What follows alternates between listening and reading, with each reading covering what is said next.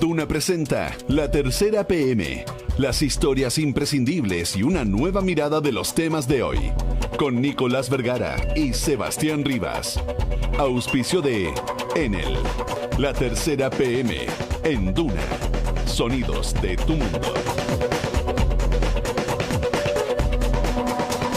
Parecía un tema que tenía implicancias internacionales, pero terminó teniendo además un efecto al interior del gobierno. Descoordinaciones políticas, diferencias. ¿Qué es lo que hay detrás de las diferencias que hay retóricas, a lo menos, entre la Subsecretaría del Interior y la Cancillería en relación a la no suscripción del Pacto de Marrakech? Si bien se comparte que el pacto no era todo favorable a Chile, sí hay principios, dudas, por ejemplo, esto de si la migración es o no un derecho humano, que han terminado con idas y vueltas entre el subsecretario del Interior, Rodrigo Villa, el canciller Roberto Ampuero, y que han obligado también al presidente Sebastián Piñera a tomar un rol protagónico en este tema.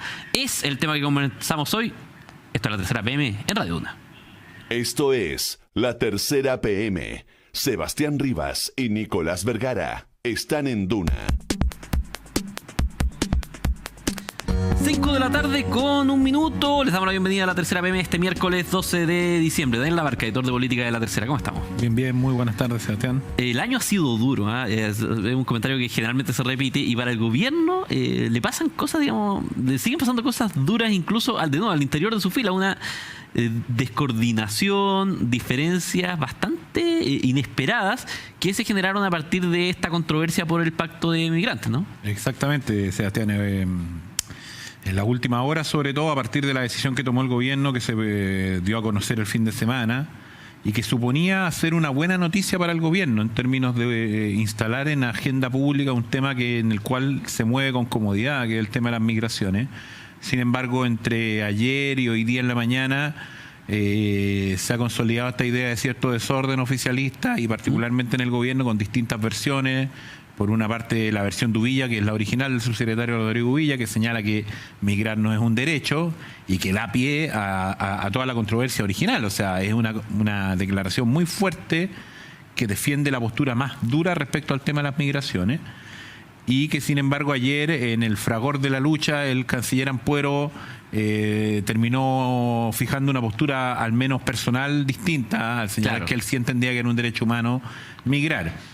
Eso desembocó en que hoy día en la mañana, en una situación particularmente inédita, hubiera 3 vocerías distintas del gobierno en menos de 20 minutos para explicar lo mismo. De las cuales solo una estaba programada oficialmente, que era la de la vocera justamente que fue la última. Primero habló el presidente Piñera, después habló Ampuero y después habló la vocera Cecilia Pérez, los 3 en el marco de una actividad donde estaba el presidente Piñera y donde estaba el canciller Ampuero. Si uno ve las declaraciones de los 3, da la idea de que la controversia interna no está zanjada. Claro. Sebastián Piñera, el presidente Piñera, aporta un nuevo antecedente que tiende a clarificar un poco cuál podría ser la postura del gobierno, que es diferenciar la migración de la inmigración. Claro, que uno lo utiliza casi como sinonimia, y hoy día nos enteramos que al final, por lo menos el gobierno lo ve de una manera distinta a los conceptos y trata así de explicar la diferencia de criterios que existió entre Cancillería y la Subsecretaría. Exactamente, el derecho a migrar como el derecho de cualquier persona a ir a cualquier país producto de distintas circunstancias, y el derecho de los países en contraposición a definir los tipos de inmigración que van a aceptar. Dicho eso, Piñera no se abordó la controversia puntual entre Uvilla y Ampuero, y el tema, convengamos, que sigue abierto. Esa es la mirada pública que uno puede ver y que da cuenta evidentemente de un desorden que es reconocido incluso en la moneda en términos de una puesta en escena poco prolija, donde no queda claro los mensajes que se transmiten. En contraposición a eso, en la moneda también hay bastante tranquilidad, en el sentido de que esta agenda es una agenda que le acomoda mucho al gobierno, y que, aunque Piñera salga a aclarar lo que dicen sus ministros, como ya lo ha hecho en 2 ocasiones, lo hizo el lunes, lo hizo hoy día miércoles, es una agenda que le sigue acomodando y que le provoca réditos. Me imagino que esas versiones que emanan de la moneda en el off the record deben estar respaldadas en números que dan cuenta de que este tema sigue siendo un tema que le acomoda al gobierno. O sea, claro, el se tema habla de migración, cerca de un 75% de la población chilena que está en contra de la migración desordenada o que pide al menos una migración ordenada y que podría hacerle sentido la postura adoptada por el gobierno.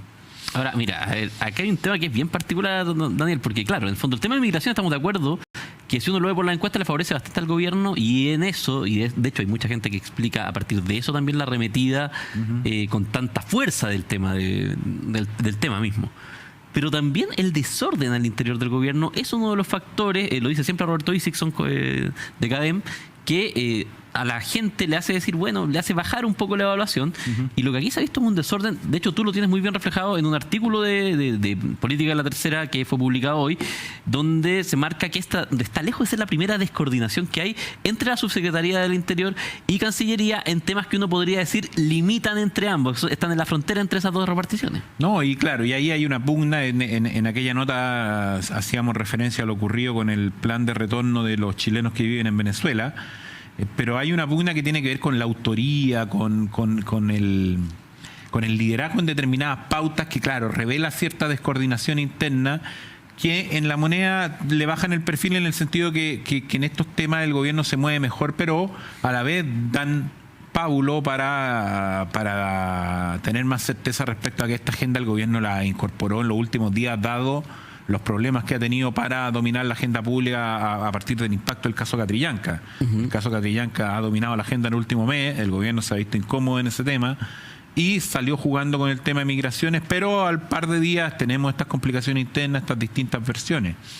También el tema de las encuestas es debatible, porque bien sabemos que el tema de la migración genera un alto impacto en Chile, hay distintas mediciones, pero si vamos a la encuesta CEP del viernes de la semana pasada, en las 15 primeras preocupaciones de los chilenos, de los temas que urgen soluciones y que piden al gobierno solucionar, priorizar en su solución, no aparece la migración. No aparece en los 15 primeros temas. Entonces, da la idea que este es un tema que le acomoda al gobierno porque ha sido un discurso bien elaborado, donde han liderado distintas materias, pero también es cierto que es una señal que más bien acomoda a la derecha más dura, entre comillas, que es la que ha salido a celebrar esto y que de cierta manera era la misma derecha dura que había criticado también al gobierno por el manejo del caso Catrillanca. Si estamos hablando de críticas, Daniel Labarca, estamos conversando con Daniel Labarca, editor de Política de la Tercera, sobre los problemas que ha generado al interior del gobierno estas frases, declaraciones sobre la migración de parte del subsecretario del Interior, Rodrigo Villa, y luego las aclaraciones, mutualizaciones que ha hecho el canciller Roberto Ampuero. Y te decía, si estamos hablando de, en el fondo, esta sensación, también Ampuero está bastante en la lupa. En los últimos días, sobre todo, ha habido muchas críticas hacia Ampuero de parte de los ex cancilleres por lo que consideran también como que no se está empoderando en áreas que le competen a él. Entiendo incluso la evaluación del desempeño de Ampuero es bastante mixta. Exactamente. La moneda ayer, una vez que Roberto Ampuero, en una compleja comparecencia ante las comisiones de Relaciones Exteriores del Senado y la Cámara, que fueron bastante álgidas, donde él incluso en un momento llega a pedir que se respete su condición de canciller, porque tuvo ahí unos cruces con un par de senadores, cuando él plantea esto de que después de que le preguntan insistentemente y él termina señalando que la migración es un derecho humano, la moneda ayer en privado salió a respaldar la postura de Ampuero, en el sentido de que quizá el subsecretario Villa el fin de semana fue más allá de lo planificado al establecer esta frase de que la migración no es un derecho. Claro, quizá fue un error eso, un error puntual, digamos.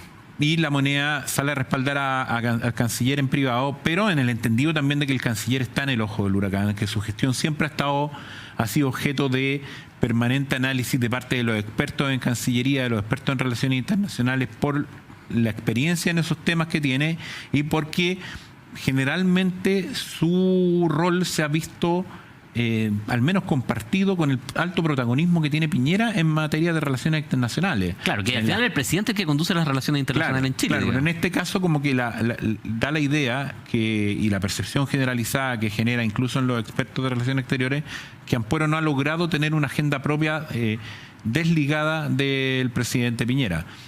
Y convengamos que lo que ha pasado en los últimos días refuerza un poco esta idea, porque claro, es el propio Piñera quien tiene que salir a reforzar el punto de la migración el lunes después de que habló Ampuero y hoy día antes de que Ampuero hable nuevamente. Claro, En la moneda están tranquilos en el sentido que la imagen pública de Ampuero es una imagen que tiene alta aprobación en la encuesta. Generalmente los cancilleres tienen buena aprobación en la encuesta. Viene todavía él con el vuelo del fallo de La Haya, digamos. Exactamente, y que no debería granjearle mayores problemas en términos políticos. Sin embargo, obviamente es una situación que ha sido incómoda para él y se ha notado en las comparecencias públicas que ha realizado. Un tema que está completamente en desarrollo todavía, estas diferencias que hay en el interior del gobierno a partir de las declaraciones de migración y que, de nuevo, más allá de que esto haya sido hecho el domingo, todavía sigue a mitad de semana acaparando titulares y conversaciones. Daniel Labarca, editor de política de La Tercera, muchas gracias por estar hoy día con nosotros en La Tercera PM. Muy buenas tardes. Son las 5 de la tarde con 11 minutos, seguimos analizando los temas que marcan la jornada, estamos en Radio Duna. Una nueva mirada de los temas de hoy. Escuchas La Tercera PM con Sebastián Rivas y Nicolás Vergara.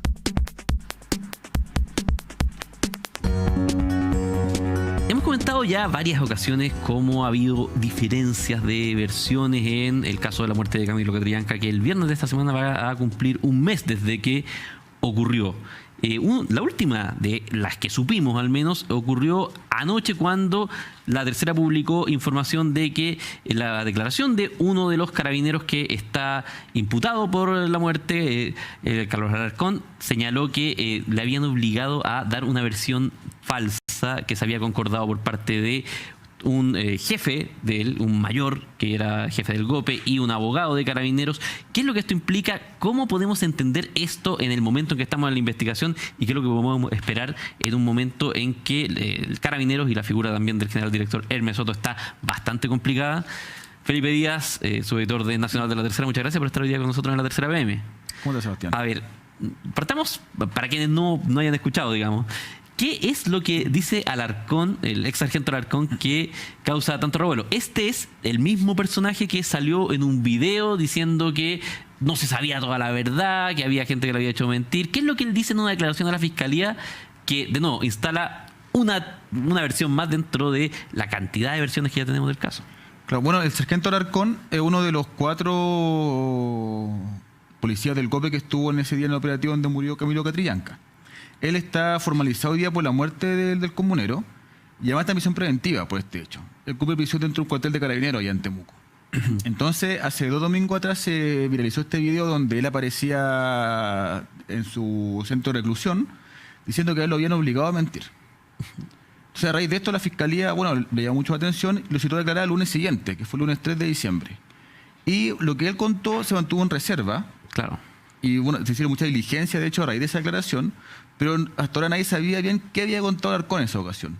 Bueno, y esto se supo anoche cuando La Tercera publicó su declaración, donde él cuenta que cuando él estaba en el cuartel de Pailahueque, antes de ir a la Fiscalía, el mayor Valdivieso, que era el jefe del GOPE de la zona, y el abogado Cristian Nostroza, que era nosotros jurídico de Carabineros de la Araucanía, lo cita a los 4 y ahí le dan la instrucción: bueno, acá nunca hubo cámara, tienen que decir esto y morir con esto hasta el final. Felipe Díaz, La Tercera ha sido bien insistente en marcar en varias ocasiones que hay hasta el minuto 5 horas dentro de toda la cronología del caso Catrillanca que están más o menos perdidas de qué era lo que habían hecho los efectivos de Carabineros, porque no llegaron inmediatamente a declarar a la Fiscalía, sino que pasan al cuartel, digamos, y están ahí un tiempo. Esto estaría, lo que tú estás mencionando, estaría dentro de lo que pasó en esas 5 horas, es decir, una reunión donde se acuerda una versión y donde, según el testimonio de Alarcón, se habría incluso obligado a que no se reconociera que existían grabaciones del momento, digamos, registro del momento. Pero esto es uno de los puntos centrales de esas 5 horas de incógnita. Ahora, la pregunta que la Fiscalía todavía está investigando y está buscando es, bueno, el mayor Valdivieso y este abogado Nostroza, ¿actuaron por iniciativa propia? Claro. ¿O hubo alguien de más alto rango que le ordenó decir esto? Claro, Eso en el fondo, no, si es que validamos la versión, en este caso de Alarcón, y concedemos, bueno, efectivamente alguien les pidió, ellos estaban actuando porque les parecía lo más razonable a 2 personas. Parece un poco, al menos parece un poco ingenuo de buenas a primeras, porque esto puede ser así, digamos, pero parece al menos un poco ingenuo creer que otras autoridades de Carabineros no hubieran sabido lo que estaba ocurriendo en ese momento. Claro, o sea, eso es un punto que la Fiscalía está buscando y de hecho la semana pasada el mayor Valdivieso declaró ante la Fiscalía y él guardó silencio.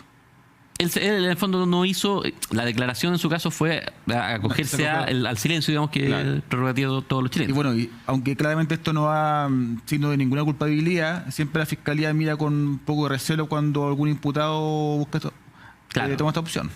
A ver, Felipe Díaz, y en el fondo, en este caso, el testimonio de Carlos Alarcón también lo que plantea, y que es bastante complejo, es que el abogado, digamos, el abogado Inostroza, que era el abogado de Carabineros, no solamente les hace una instrucción de qué es lo que hay que decir, que uno en algún punto podría decir, bueno, si en el fondo están ante una situación distinta, uno podría decir, bueno, quizás es razonable hasta cierto punto, sino que le hacen preguntas, por ejemplo, como si estaba con cámaras de frentón. Les pregunta, ¿andan con cámaras?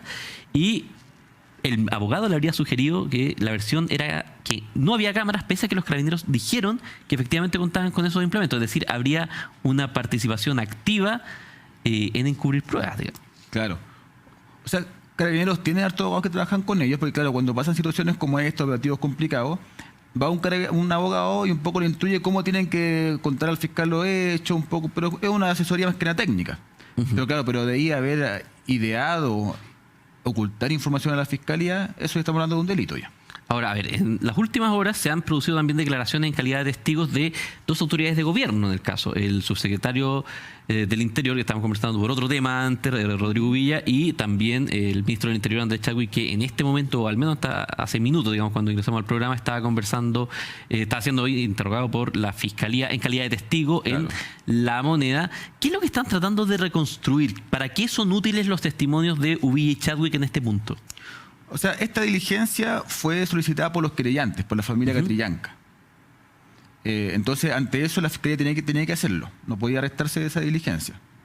Pero sí claramente sirve para hacerse todo el panorama de cómo ocurrió ese día lo hecho. O sea, qué supo cada uno, dónde pudo haber tenido injerencia cada uno. ¿Con quién estuvieron en contacto Claro, también? Cómo fluyó la información ese día.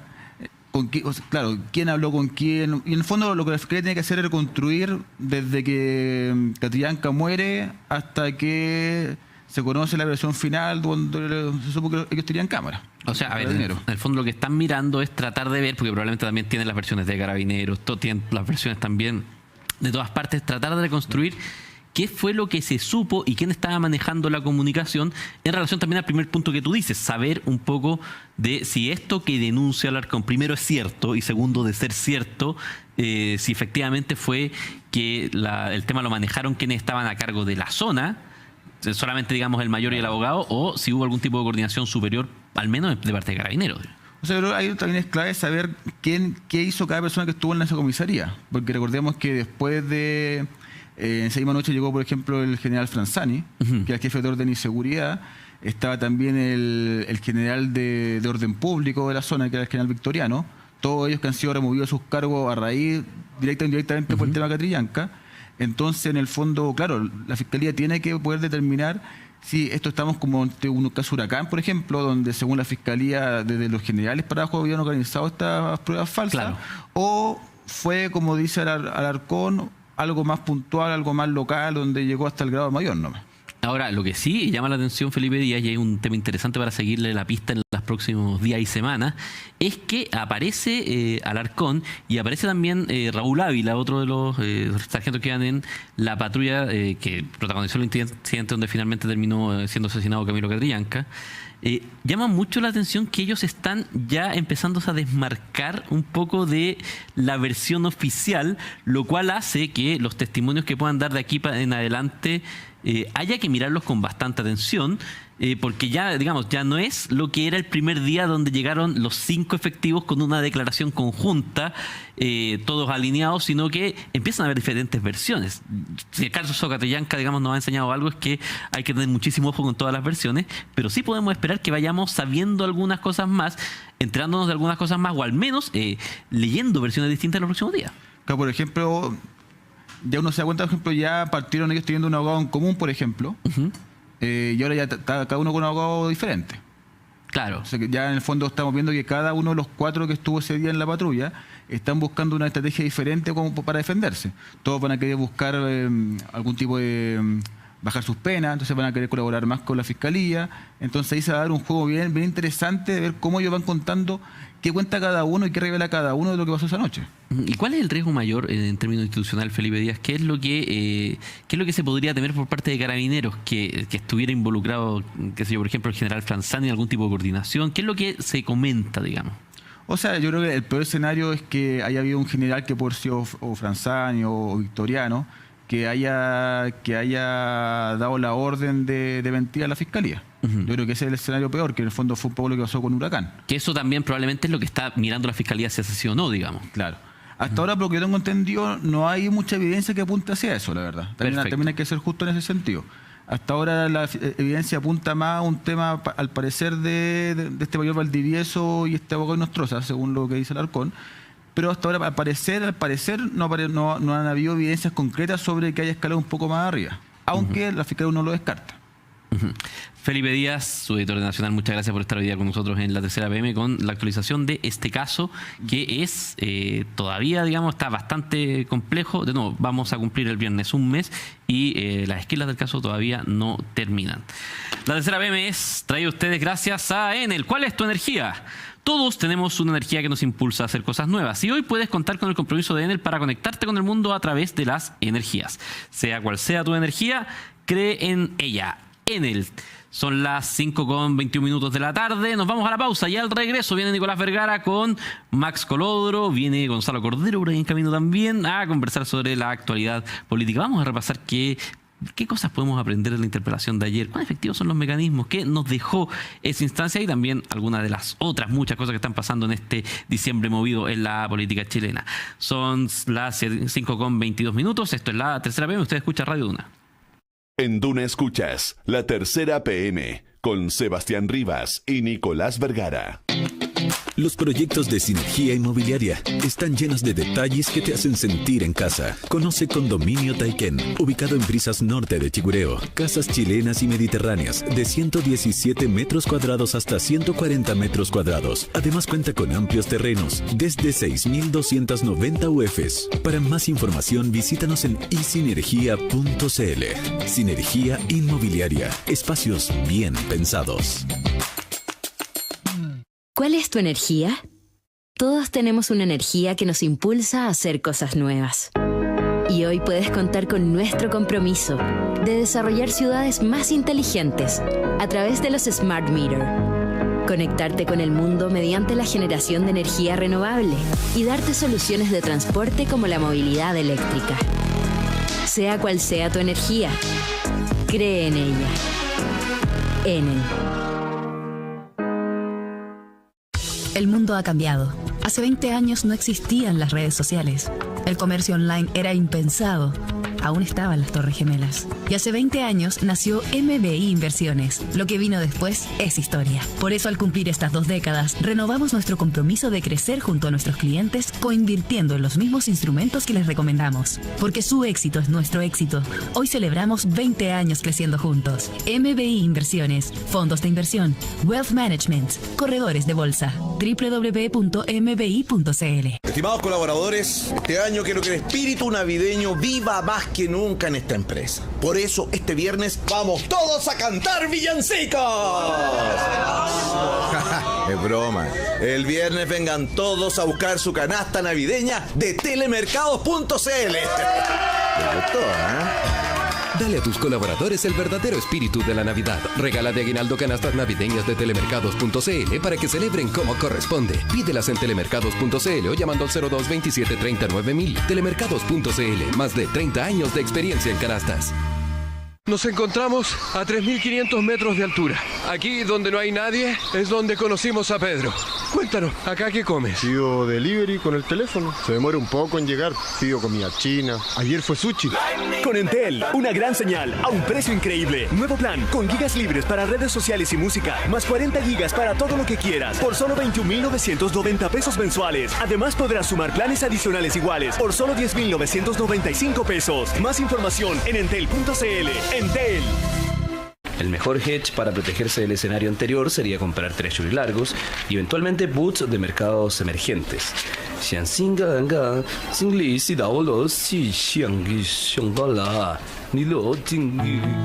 Aprender de inversiones es más simple de lo que piensas.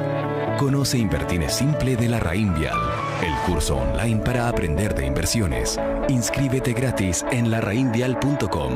Proyecto apoyado por Corfo.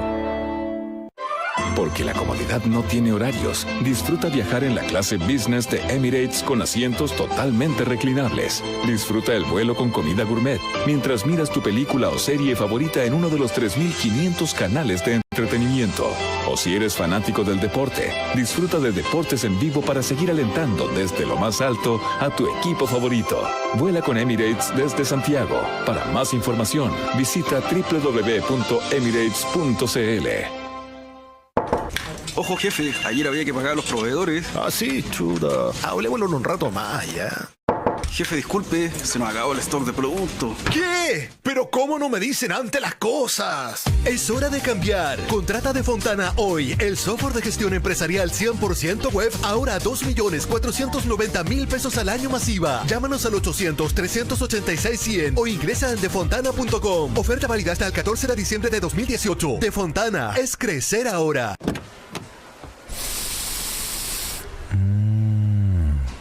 La Navidad está llena de aromas increíbles y en Outlet Navidad Chevrolet te esperamos con el mejor de todos, el olor a nuevo de tu 0 kilómetro. Aprovecha, bonos espectaculares, 0% de pie y primera cuota en 2019. Además, paga con Chevy Plan y disfruta un hover de regalo, solo del 6 al 16 de diciembre. Chevrolet, find new roads. Trabajemos juntos por un mejor futuro. Realiza un depósito directo en APB en Banchile Inversiones. Completa el tope de hasta 600 UFs anuales y cuenta con importantes beneficios tributarios. Contacta a tu ejecutivo de inversiones habitual o ingresa a banchileinversiones.cl. Banchile Inversiones, tu futuro nos mueve. Producto ofrecido por Banchile Administradora General de Fondos S.A. En Duna, abrimos el debate. Escuchas La Tercera PM con Nicolás Vergara y Sebastián Rivas. 5 de la tarde con 27 minutos. Don Nicolás Vergara, ¿cómo estás? Hola Sebastián, ¿cómo estás? Muy bien. Don Max Olodro, ¿cómo le va? Muy bien, un poquito difónico, pero al pie del cañón. Sí, pero con la cara muy limpia. Don Gonzalo Cordero. Don Nicolás, muy bien, buenas tardes, don Sebastián. Max, ¿coincide con los análisis que ayer la interpelación en contra del ministro Chadwick ayer fue una oportunidad perdida y que si alguien aún soñaba, entre comillas, con una acusación constitucional producto de interpelación, eso desaparece? No sé si desaparece, pero creo que quedó bastante debilitada esa opción, sin ninguna duda. El objetivo central, y creo que cuando uno escuchó las preguntas y la manera como la interpeladora manejó el proceso, quedó claro que el objetivo central era establecer que el ministro del Interior tiene responsabilidades políticas y que esas responsabilidades políticas debían ejercerse con su renuncia al cargo. Creo que ese era el objetivo central y creo que ese objetivo finalmente quedó muy diluido, muy desdibujado, porque efectivamente el ministro del Interior logró, entre otras cosas, mostrar que el gobierno ha ejercido responsabilidades políticas de manera clara y ha tenido una actitud proactiva para, de alguna manera, hacerse cargo de sus responsabilidades, no solo políticas, sino que también operativas y prácticas, en definitiva, desde el punto de vista jurídico. Yo creo que lo que se despejó ayer es la racionalidad de una acusación constitucional. O sea, podrían intentarla mañana, sí, pero no tendría ningún sustento. La responsabilidad política del ministro del Interior respecto de las policías es una responsabilidad de control. O sea, a lo que está obligado el ministro del Interior es a impartir siempre las instrucciones para que las policías actúen dentro del marco de la ley y, si acaso no lo hacen, fiscalizar de manera tal de descubrir cuando así no ha sido, denunciarlo a los tribunales de justicia, informarlo a la opinión pública y hacer efectiva la responsabilidad del mando. Y ayer de lo que dio cuenta el ministro Chadwick es que en un plazo muy razonable, cada una de esas obligaciones se han cumplido acuciosamente. Entonces, ¿qué responsabilidad se le podría impetrar al ministro Chadwick? ¿Qué es lo que él debió haber hecho diligentemente que no ha hecho? Él respondió a todas las preguntas y las respondió con hechos concretos, las respondió con resultados, las respondió con acciones, por lo demás todas de público conocimiento. De manera que no... Y por otro lado, me parece a mí que en la acusación también el hecho de que la diputada que lo interpelaba estuviera siguiendo un libreto escrito y no se apartara nunca de ese libreto escrito, también generó una asimetría a favor del ministro del Interior, porque el ministro del Interior iba contestando cada una de las preguntas, las iba contestando de una manera que dejaba con muy poco sentido las preguntas que ella subsecuentemente tenía preescritas, prehechas. Entonces eso también me parece a mí debilitó mucho el rol de la diputada que interpelaba.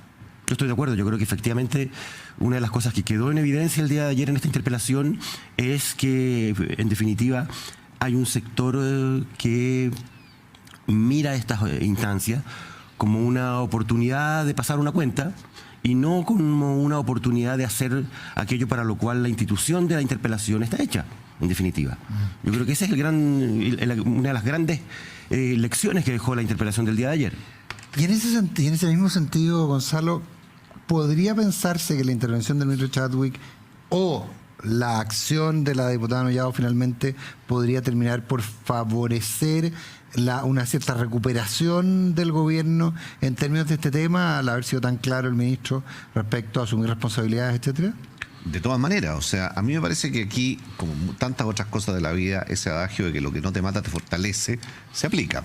O sea, al ministro lo sometieron a un estrés, lo sometieron a una prueba pública de rendir cuenta respecto de lo que ha hecho y a mi juicio rindió esa prueba más que muy satisfactoriamente. Entonces yo creo que el ministro Chadwick sale fortalecido y al salir fortalecido se le abre a él un espacio para intentar recuperar el control de la agenda en lo que tiene que ver con la Araucanía, buscar probablemente acuerdos con sectores de oposición, en fin, intentar levantar una agenda nueva, una agenda distinta que le permita al gobierno avanzar ya definitivamente respecto del caso Catrillanca.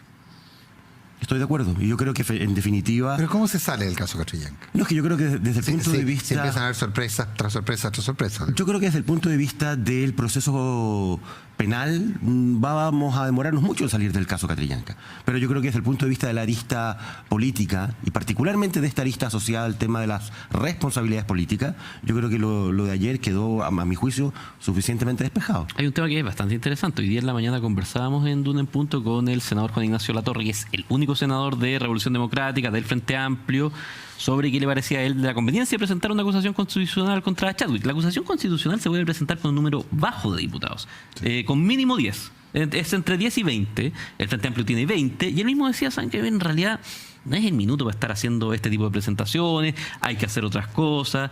Vale la pena marcar siempre que Juan Ignacio Latorre es de los sectores más dialogantes del Frente Amplio, pero incluso si uno pudiera pensar que de ahí podría venir un desafío, daría la impresión que también lo están pensando bastante antes de hacerlo. Y por otro lado, perdona, ya parece ser que empieza a quedar bastante claro lo que sucedió ese día en cada una de sus aristas, vale decir, cómo ocurrió el tema en el procedimiento policial mismo. Y aparentemente ya hay cierta claridad respecto de que quienes indujeron a ocultar la verdad, a mentir a los funcionarios de Carabineros, habrían sido un abogado y un mayor, digamos, vale decir un oficial de grado medio. Se empieza a despejar, por lo tanto, la hipótesis de algo que habría sido, por cierto, mucho más grave y que habría escalado esto, de que quien hubiera estado involucrado en el ocultamiento hubiera sido el general Franzani, el director de Orden y Seguridad. Eso parece, se empieza a despejar también ya, y que son, por decirlo de alguna manera, mandos medios los que cometieron los errores, la barbaridad, en fin, como uno que lo quiera calificar. Y eso también ayuda a que el control político de la situación se vuelva a retomar. Ahora, lo que sí, a mi juicio, queda todavía pendiente es cuál va a ser el diseño político del gobierno para encarar la crisis que se está viviendo en Carabineros. Sí. Ese es todavía uno de los temas que está pendiente. O sea, el gobierno, es cierto, desde el punto de vista de las responsabilidades políticas, yo creo que el tema ya está relativamente zanjado, pero desde el punto de vista de la complejidad que supone lo que está ocurriendo en Carabineros, el deterioro que implican estas versiones de personas que fueron inducidas a mentir, a romper pruebas. O sea, la situación de Carabineros es muy seria y el actor que está llamado finalmente a construir un diseño para abordar esa crisis institucional es el gobierno. Hay hoy día una declaración de Hermes Soto que es bastante llamativa, digamos, sí. Por venir de quien viene en el sentido de ser el general director de Carabineros. Él dice que en un mensaje que envía a todos los carabineros, dice, no podemos seguir por el camino de la mentira, del uso innecesario de la fuerza y del empleo indiscriminado de las armas. Lo está diciendo el jefe de los carabineros, digamos, lo cual marca que el momento es complejo. ¿Quién parece que no las tiene todas consigo internamente tampoco? No, sin duda alguna que no. Ahora, lo que dice Max, yo me quiero colgar de ello porque para poder enfrentar el tema de Carabineros desde el gobierno es evidente que no lo puede hacer solo. El gobierno va a necesitar ahí un cierto acuerdo con sectores de la oposición. Lograr esos acuerdos, abrirse a esas conversaciones de una manera eficaz, requiere un ministro del Interior que no tenga un halo de cuestionamiento, requiere un ministro del Interior que no tenga sobre sí siquiera la hipótesis de una acusación constitucional. Y desde ese punto de vista también lo de ayer es positivo. Ayuda. El ministro del Interior queda despejado de esto y por lo tanto puede avanzar a buscar acuerdos políticos para entrar a enfrentar el problema de Carabineros. De hecho, ayer yo creo que una de las cosas más llamativas de la interpelación de Chadwick fue justamente este pivot que ha hecho, porque hasta ahora le había correspondido el rol más bien de, en el fondo, encarar el tema policial, si uno lo quisiera así. Y él en varias ocasiones ayer habla de que se necesita diálogo, de que la gente está toda de acuerdo, de que hay que hacer un diálogo. Hace ese giro también para ponerse un poco más encima del mando de la situación en general de la Araucanía y no solo de la crisis de seguridad, digamos. Y de alguna manera reafirma el diseño y el plan de trabajo que ha estado desarrollando el ministro Moreno también. Sin ninguna duda. Yo creo que yo quedé con la sensación de que de alguna manera esta aparente dicotomía que se mostró al principio, que aparentemente existió al principio, entre el sector que estaba más en la línea del orden y otro que estaba más en la línea del diálogo, yo ayer quedé con la sensación de que la tesis del diálogo terminó finalmente por imponerse aquí. ¿Halcones y Paloma? Entre otras cosas porque el gobierno también tomó la decisión de retirar al GOPE de la zona. Eso también es una señal muy potente. Claro, pero finalmente yo de ver la imagen ayer del ministro Chadwick haciendo la interpelación, respondiendo, abarcando tanto la seguridad como el diálogo, el problema mapuche en su integridad, dando cuenta de él. Hay un cierto takeover. Exactamente, y con el ministro Moreno sentado ahí entre los ministros que estaban observando y respaldando al ministro Chadwick. No había muchos. Esto estaba diseñado para que fueran específicos ministros. Estaba el ministro Blumel, estaba el ministro Moreno en la testera. Habitualmente esto va mucha gente. Y los subsecretarios del Interior. Y los subsecretarios. El subsecretario Villa y el subsecretario Salaverry. Evidentemente eso estaba bien diseñado, bien pensado, pero al final el ministro Chadwick, si uno mira desde el día siguiente, digamos, de que se sabe que había habido un ocultamiento, una destrucción de pruebas en lo que había sucedido en el caso Catrillanca. Hasta ahora el ministro Chadwick tiene al principio queda una situación muy compleja. El ministro Moreno asume un protagonismo al cual yo no le veo ninguna malicia, yo todo lo contrario, yo creo que el ministro Moreno ocupa en función de la necesidad del gobierno muy bien el espacio. Pero ayer el ministro Chadwick, por decirlo de alguna manera, viene de vuelta y retoma la amplitud de las atribuciones y del poder que uno siempre espera de un ministro del Interior, Panzer, como le decimos nosotros en la cultura chilena a este tipo de ministro del Interior. Desde el ministro Insulza. ¿No hay colisión entonces a tu juicio, Max? A mí lo que me sorprende positivamente es que siento que el gobierno en general da señales de que es muy pragmático al final del día para abordar ciertas situaciones difíciles.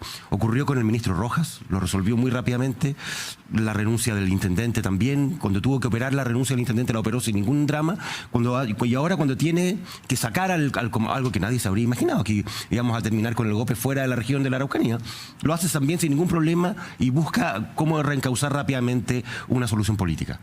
Pero al mismo tiempo tiene una línea respecto de Chadwick. Sin duda. Y lo define como No, sin duda. Una línea. O sea, tiene claro cuáles son insalvables. Cuáles son las cosas que hay que defender y cuáles son las cosas en las cuales se puede finalmente renunciar.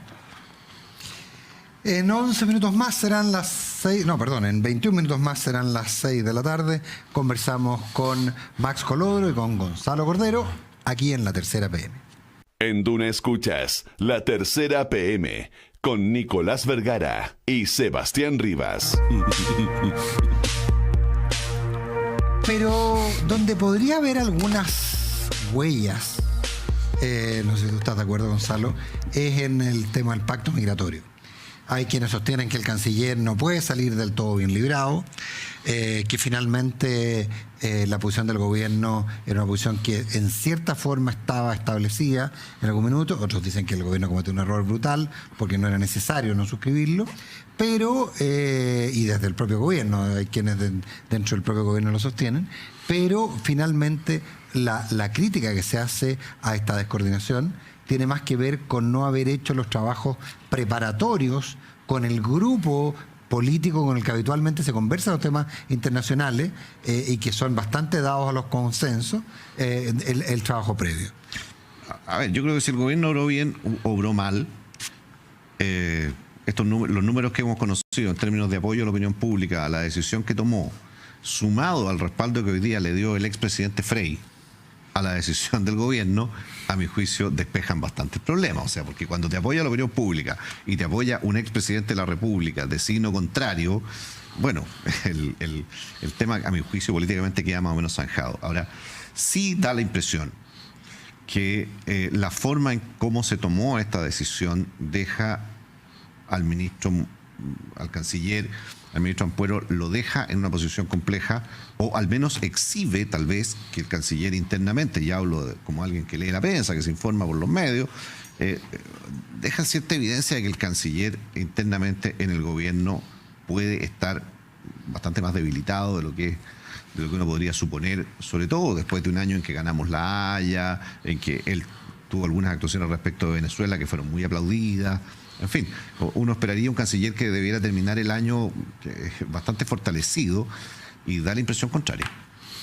Yo creo que efectivamente el canciller quedó en una posición difícil después de esta decisión, porque a mi juicio hay efectivamente hubo una desprolijidad en la manera como se procesa la decisión y sobre todo cómo se informa la decisión. De hecho, no nos olvidemos de que había una delegación de parlamentarios en Marrakech. Sí, había otra reunión paralela, claro, pero finalmente la suscripción era un acto más de la reunión. Los parlamentarios que estaban allá no tenían antecedentes de que Chile iba finalmente a desestimar el acuerdo, el pacto. Es que pareciera que en el fondo, al final del día, puede haber algunos matices, pero hay relativo acuerdo. Pero la diplomacia es el arte de las formas, y parece que ahí sí es donde hubo bastantes problemas, y por eso también la Cancillería y Ampuero están en una situación compleja. Yo creo que fue eso finalmente lo que dejó al ministro, al canciller, un poco descolocado, y además con una diferencia de opinión visible con el subsecretario del Interior. Sí. Respecto del tema de fondo, digamos. Claro. Ahora, en ese sentido me sorprendió porque, haciendo un barrido, varios de los países en los cuales que decidieron rechazar el acuerdo migratorio, el anuncio lo hicieron los cancilleres y los ministerios de seguridad. O sea, no es una cosa nueva, digamos. Es algo que en el fondo hay más de un área de fricción, o sea, de fricción en el sentido positivo, entre las cancillerías, en términos quienes suscriben los acuerdos internacionales y quienes de verdad administran la política migratoria. Lo que pasa es que yo creo que esto es un hecho más de muchos que empiezan a dar cuenta del nivel de desarrollo que tiene Chile. Yo creo que Chile se aproxima a este problema mucho más como un país que es destino de inmigrantes, que como un país que es fuente de emigrantes, origen de emigrantes. La cifra que se da de que hay más chilenos en el extranjero que inmigrantes en Chile, yo tengo la sospecha, no tengo ningún dato, esto es una mera deducción, yo tengo la sospecha que está contaminada por el fenómeno exilio, que hace que descendientes de chilenos tengan la nacionalidad chilena.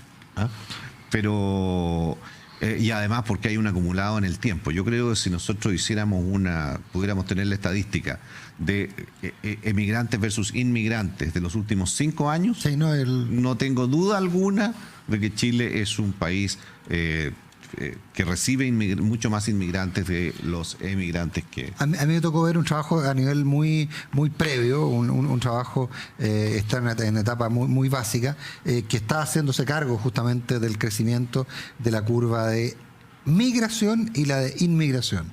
Y en ese sentido, efectivamente, como tú dices, la migración de chilenos extranjeros es una constante en los últimos 30 años, digamos, y hay un, comillas, stock muy importante. Ahora, la curva de crecimiento, en el caso chileno, es muy fuerte, aunque los datos no son definitivos, empieza a cortarse a contar de la mitad de este año. Tú estás hablando ahí de la inmigración.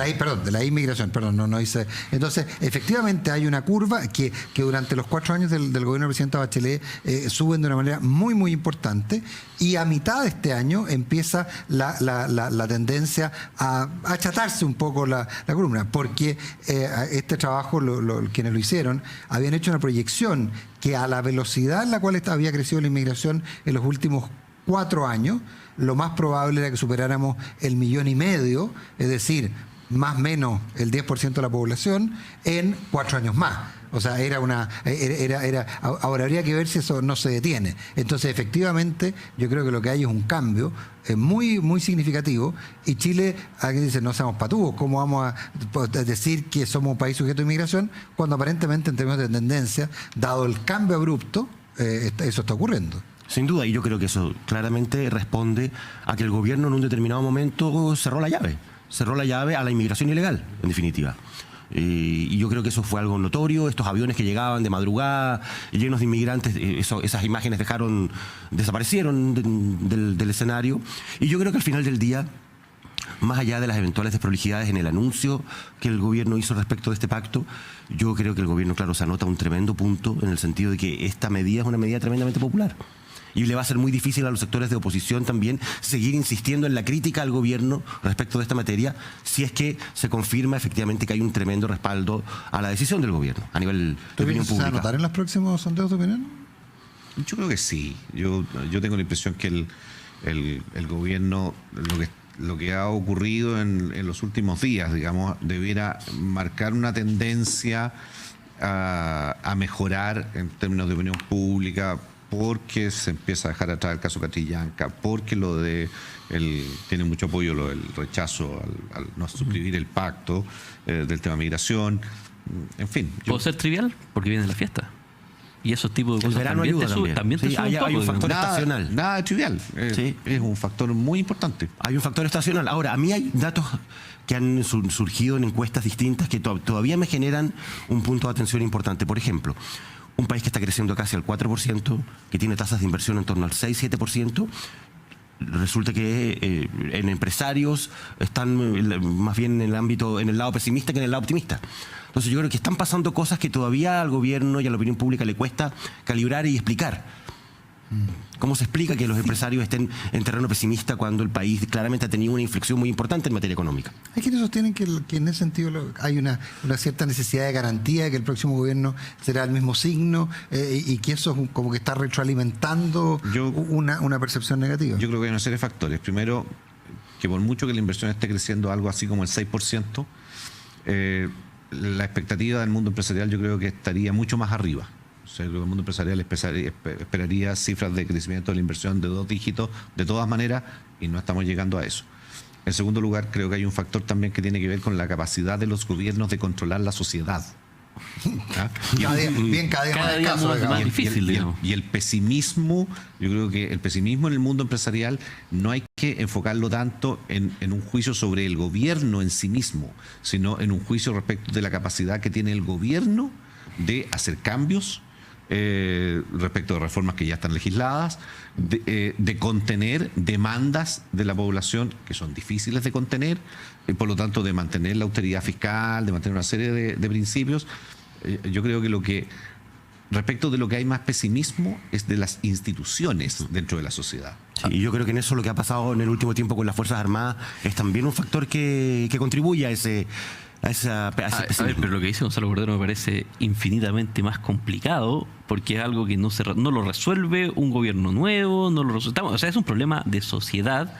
Claro. Y que uno podría decir, bueno, quizás las sociedades están cambiando y esto es un escenario que llegó para instalarse por un tiempo. O sea, el mundo, lo que estamos viendo a nivel internacional son sistemas políticos tremendamente polarizados cada vez más. y gobiernos que no tienen popularidad y que sus popularidades son tremendamente volátiles, se desploman muy rápido. El caso de Francia... ¿No será que el mundo empresarial le pide imposible? O sea, pide, contróleme, garantíceme usted que va a haber paz social. No sé si lo pide o renuncia a pedirlo, con la expectativa de que efectivamente lo va a poder lograr la autoridad, cualquiera de ellas sea, de una manera suficientemente eficaz. ¿Pero tú crees que la autoridad puede hacerlo eventualmente? Menos que antes. Creo que el diagnóstico en ese sentido es correcto. Cada vez menos. Por primera vez en los últimos 200 años, en el mundo occidental se está viviendo una era de cuestionamiento frontal, abierto a las instituciones del liberalismo, a las instituciones de la democracia liberal representativa. Sí, sin duda. Entonces hay un tema aquí... Para que muchas veces no vienen de la izquierda, como había ocurrido por último durante gran parte del siglo XX. Digamos. Exactamente. Yo estoy de acuerdo. Yo creo que efectivamente hay factores de incertidumbre que están asociadas a cuestiones económicas a nivel internacional también, la guerra comercial, etcétera, pero también hay factores de incertidumbre política a nivel global que obviamente afectan las expectativas, sin ninguna duda. ¿Y qué hace el gobierno para cambiar esa temperatura, Gonzalo? ¿Qué hace un gobierno? Sí, ¿qué hace un gobierno en realidad? Yo creo que hay una serie de factores que van ayudando, pero los cambios no se producen de un día para otro. O sea, si se mantiene una alza, o sea, si el crecimiento económico se mantiene en 4% durante 3 años, si se percibe que hay una posibilidad de proyección del actual gobierno como algo cierto, son factores que ayudan. Si uno ve que no hay ninguna en realidad alternativa viable de un cambio de fondo, en fin, que el candidato más competitivo de la oposición es un candidato del Frente Amplio, pero que no parece ser un candidato que tenga reales opciones de ganar. En fin, hay una serie de factores que van ayudando, pero no existe la bala de plata. No es que ganó Piñera y, estupendo, ahora todos confiamos, todos creímos que la sociedad está lista y va a haber crecimiento económico y se van a tomar las medidas correctas. No, eso ya no existe. Don Max Colodro, don Gonzalo Cordero. Nos vamos, ya viene la noticia en Duna, luego Polo Ramírez en Aire Fresco. Nosotros nos vemos mañana. Nos reencontramos mañana a las 5 de la tarde en La Tercera PM, como todos los días a través de La Tercera y de Radio. Buenas tardes. Muy buenas tardes. Buenas tardes.